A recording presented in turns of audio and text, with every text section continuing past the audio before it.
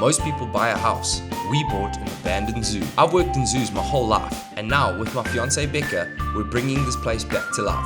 One crazy project, one wild discovery, and one unforgettable adventure at a time. But this isn't our first rodeo. From working with some of the world's most venomous snakes to wildlife rescues and conservation projects, our life has always been about animals and adventure. Now we're throwing it all into the biggest challenge yet, turning this abandoned zoo into something amazing. Welcome to our bought and abandoned zoo. Welcome to the jungle, guys. Now, we are in my room again. It's my least favorite place to film, if I'm honest. But the reason why we're in the room is because the weather's terrible outside and it's been a while since I've shown you a video. So I thought, what a good way to show you guys how I keep my snakes. We can pull some snakes out. We're going to be doing some cleaning for some of the big guys up here, and I'm going to show you how we take them out and what we do. And then also we can just catch up. Can give you guys a little bit of information about what's going on in my life, hear what's going on in your life in the comments, of course. But we'll just check out, guys, and we film and play with some snakes. How about that? Guys, so first snake we're going to be taking out, N99, the big black mamba. Now, you guys already know, newspaper in the bucket, because we do not neck our mambas in here unless his head shoots around a freaking corner over there. Then okay, we've got to neck him. But most of the time, we do not try and neck the animal. I don't want to give him any kind of a bad experience with humans, although he already has. But he's an ambassador animal. We use him for shows and stuff, so he has to be as calm as possible. So I'm going to pull him out, but how about this? We're going to make a deal. If he goes straight in the bin, like first try, you have to subscribe. Deal? Sweet. All right, let's get him out, yeah? Now, when he's right up there in the corner, I don't really like opening with my hand like that, because then obviously my whole body's going across and I've turned my back to the black mamba enclosure, but it's okay because you're going to subscribe after I put him in the first try. Right, so we're going to get him out here. He likes to really wedge himself in there. And when a snake is in a position like this, what I'm trying to use is like a push and pull kind of method. So I'm trying to gain a coil at each time. So you'll see I'll get a coil, bring it to me, hold it, he'll be moving away. I then let go a tail, grab another coil, and slowly, I don't know if this is making sense. Making sense, Becca? Okay, good. So basically, I start to get more and more snake while he's still anchored to a certain point. Now, when he's like this, unfortunately, I've got to kind of prod and poke him to get him into a position that's safe enough for me to start trying to grab tail. Now, you guys know normally, if this was out on the grass, I wouldn't be tailing him straight away because I try and tire him out before. But obviously, in a room like this, we do not have that option. Oh, my bro, you've put on weight, huh? You're getting to be a big snake. Come on, move out for us here. Okay, we'll probably put this in like fast forward motion. Okay, there's tail. Move it out, snake moving away. I'm not going to grab his tail yet there, but there's another coil. I can grab that one. Okay, now you see snake is behind there, so that's a problem for me. So this is what I mean by grabbing an extra coil, getting snake back, and I can see he's locked onto the wood there. Then I'm going to put my hook. Nope, can't get him yet. So let's let him move out. As soon as I touch him on the neck, he's going to try and go back. So we try not go near the neck, although he's working me out today. And we get a little bit more coil here. All right. Watching a snake's head, like I always say, because it's going to tell me where his next move is. All right, now, before I get him up, good trick. Dingo Dinkelman taught me this. Black mambas love climbing. Give him something to climb, and they're going to go the opposite way. Now let's see if he'll go straight into the bucket. Oh, I've made a mistake here. I haven't given him enough of a gap. All right, that's okay, my boy. Slow, easy movements with the mamba. We don't want to skrick him. Skrick him means scared for all my American friends. Okay, let's try it with no lid on bucket. Nice and easy in there. Come on, my boy. I want subscribers. All right, come on. Just get in there. There we go. Okay. Nope, that did not work. Chill, bro. Chill, bro. Go back in your bucket. Did I say black mamba is going to go in first try, Bex? I meant green mamba. Now, look, what are you doing? M99. This is not how we clean, bro. Okay? So, even though he's a captive snake, and this is where I think is probably the hardest time to handle snakes, the snakes that you handle all the time. So you start to try and rush because this is a job. We're not educating or anything. I suppose we are because of the video. But we need him to go in here for cleaning. We've got other things to do. And then you start to try and rush. And then it doesn't go too well. But as long as you keep your composure, don't get lazy on it, and just do things nice and slowly, you will get the the snake in. Now you can see he still comes out, mouth open, that type of thing, but I'm taking him from his happy place, which is in his enclosure. That's where he knows he's safe, where everything's good, and I'm pulling him out and I'm sticking him in a bucket. Now, like I say, most people, neck, put down, done. We don't do that, unless it's like a wild capture or something, but even then, I reckon I'll pull a bit of a hook stick move. Okay, now, what I was actually saying, that was just the warm-up, is that you've got to subscribe if the green mamba goes straight in the bucket. Becca, can you grab us another bucket there? Wrong bucket, bro. I need newspaper. You'd think she'd pay attention, eh? It's hard to film and grab stuff. Oh well. It's hard to be on camera and hook stuff. I was trying to make sure that the camera's always on you, because you're good looking. Thank you. I needed to hear that today. Okay, but before we pull the snake out, I'm going to tell you guys a little bit about what's been happening. So, I'm going to show you guys an update of the park video in this video. We've mostly just kind of like thrashed everything for the coffee shop because our PayPal is still down. We opened a new one the exact way that they wanted us to, and until the other one has been rectified, we basically can't.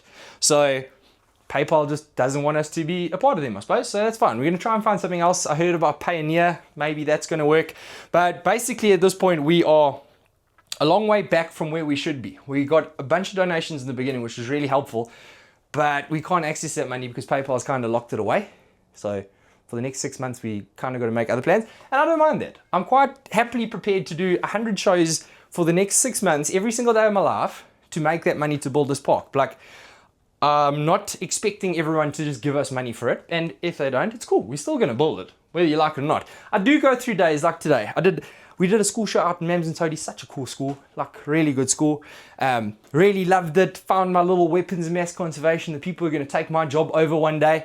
And then I got in the car and I just got like overwhelmed with like anxiety and depression. Because some days, what we are trying to do here feels very big. And it feels like a lot because I'm looking at the whole thing. And we just heard from the landlords now that they want us to put an alarm in, which we weren't really planning on doing. And it's going to cost like almost 10,000 Rand. Which wasn't in the plans or the books at all. So now we've got to try and make a plan to pay that, which is difficult, and it just adds more things in my head, which makes things hard. But on days like that, you know what to do. I come in my snake room, I grab a hook stick, and I flick a couple snakes, because playing with Black Mamba always puts things into perspective. That one didn't really. Okay, so now remember what I said. If you go straight in, give myself a bit more space. If you go straight in, you got to subscribe, okay? And I'm going to keep doing this till if I just make it go straight in. But I think the green will. Now this green mamba hasn't had too much handling. Besides when we had to first get rid of all of his worms. So he's a bit whoopy, and he's also at a size that kind of makes it always sketchy because he's not big enough for you to tail and pull away with the hook nasty. But he's also not small enough that you can kind of just purely hook him. I might be able to now. Let's see, we get him out like that. Okay, green mamba gonna try and climb unless he sees that, which he might if you get to show him there, Lance. Nope. Okay, someone's gonna subscribe eventually. Oh, I'm gonna lose my green mamba in the meantime. Come, bro, look how nice and cozy it is in there. Oh. Okay, I'm gonna edit that and say you went in first try. And you guys won't even know, except that I've told you this part, so you will know. But still subscribe, okay? All right. Okay, now that I've got these two bad boys into their tubs and we can start doing some cleaning, because mambas, they just poop all the time. You put food, poop, put food, poop. It's not like 3 days after, it's the next day. So they need a lot of cleaning a lot of the time. But while we're busy cleaning this, why don't we jump on over to the park? Welcome to the jungle again, part 2. Okay, we're at the park, and on our way here, Muzi, the man, the myth, the legend, he told me that he found a snake for us, and he told me the Zulu name, and that is Nhlangwane, which is, of course, the night adder. Okay, so for all you overseas people, now you know what the Zulu name on this animal is. Now these guys are super common in our area. I don't really want to tail them just yet, and I don't have a hook stick with me, so we're going to pick them up like that. Now, these snakes are not considered deadly venomous, although they are medically significant. They give you quite a good bite, and there's a little bit of necrosis and stuff going on, but I mean, for someone my size, I don't know with my allergies, but general normal human being, it's not going to kill you. Now, I always knew these snakes as a snake who had the longest venom glands, but there's been new research, I think it's new research, or maybe I just hadn't heard of it, but that was for some of the coral snakes. So they have got much longer fangs. I think it's the blue coral. Now, they've got super long venom glands for any of the viper species, these guys, and they extend quite far down their body. But you guys can have a look. He's still got those normal viper fangs, if we can get them out here. Okay, tiny little fangs compared to what we'd see on a puff adder or anything like that. Let me try and get it out. Come on, open your mouth for me. There you go. Now, funny story. This was actually one of the first snakes I ever necked in my entire life. I'd watched Steve Irwin video, I saw him neck one, and I thought, you know what, I can do that. Now, these guys, like I say, they are viper, but one thing that's weird about them is they've got smooth scales. If Becca comes in and has a good look here, they've got super smooth scales, and they lay eggs. So they're a bit of like a platypus in the viper world. But what we're gonna do, oh, he's pooped in that bucket that he was in. Second time in the day I've got poop on me, which is actually good. Normally it's around 3 or 4 times.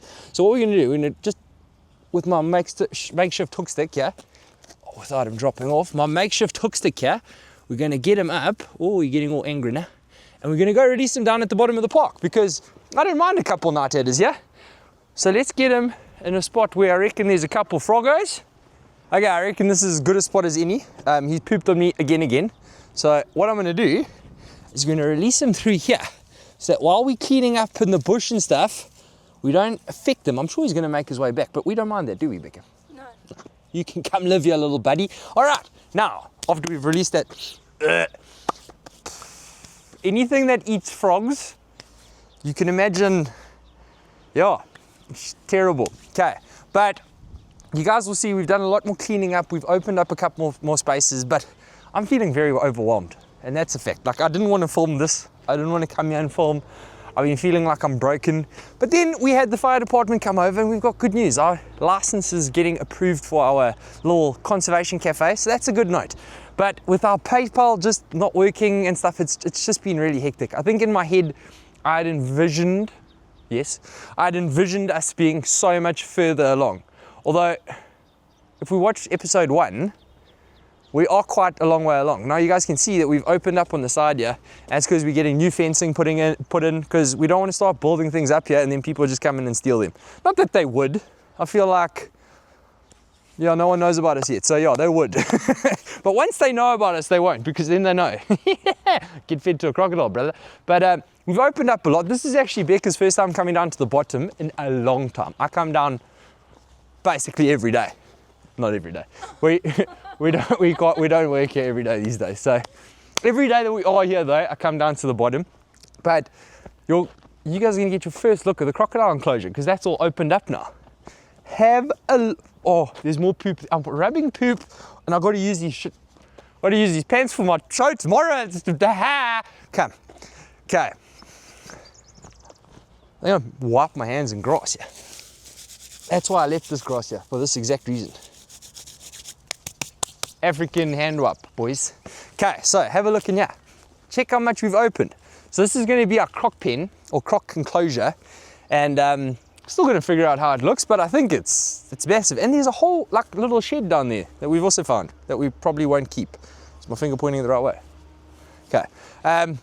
So yeah, that's big progress, but like I say, most of the work has been done up in the coffee shop. Now I'm going to take you up, I'm going to show you the coffee shop, and you'll see it's a big difference to what it was. I'm going to insert a little time-lapse of Becca painting it and everything, and it's a bit messy and stuff, but we've done a lot of work. Now, the other thing that's like really gotten me down this week, come Bex, we're going to walk and talk, The other thing that's gotten me down this week is I've injured myself multiple times. I was bitten by a caiman on the hand, this little spectacle caiman, but yay big.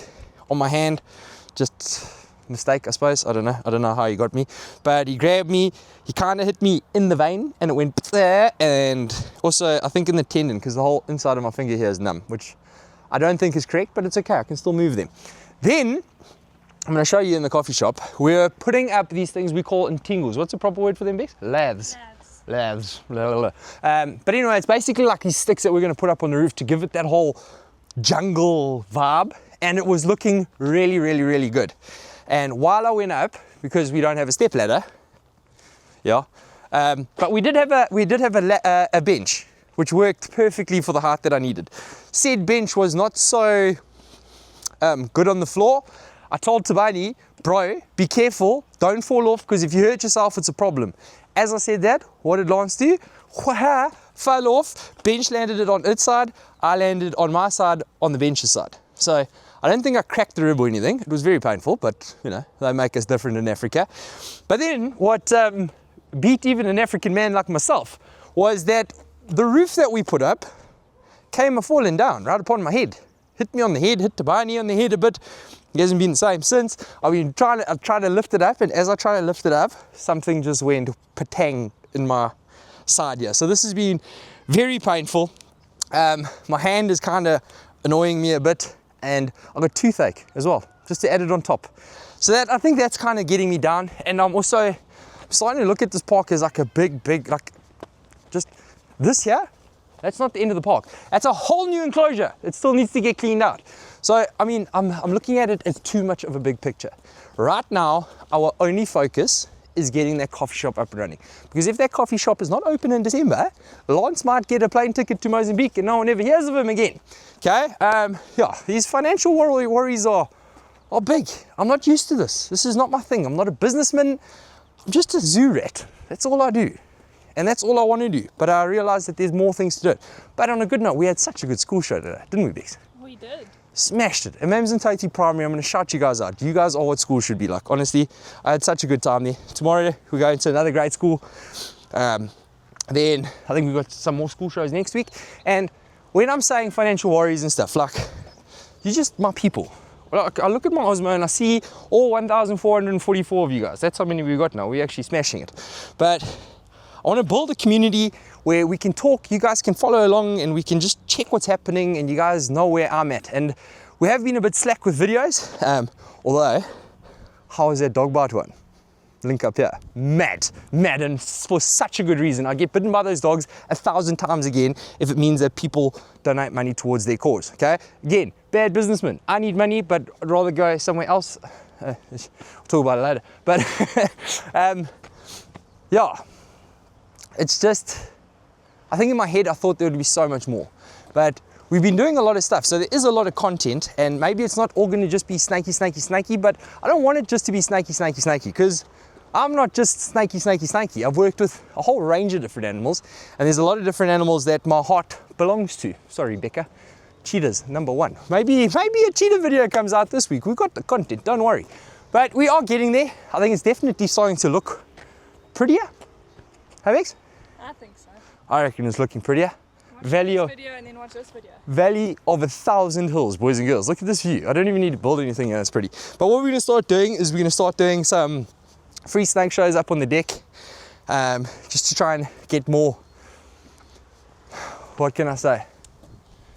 Get more awareness of our place. Awareness. Try and get some more awareness going on about this place. We're letting good friends of ours host their advanced snake handling and keeping course here. Again, we just want to get some more awareness, and I also want to make it a place for a lot of people to come and talk animals. Like, if you love animals and you want to come and just talk about them to your mate, come to this place, because you know every single coffee, 10% of that coffee going to a place like the Rhino Orphanage or Zululand Conservancy or Conservation Trust. That one, I'll leave a link down below. But there's a whole bunch of different places, and I also want like the reptile community. We used to have this thing called ArkKZN. It's still there. It's quite a cool group on Facebook, but there's no like meetups anymore, and I'd like them to come and meet up here.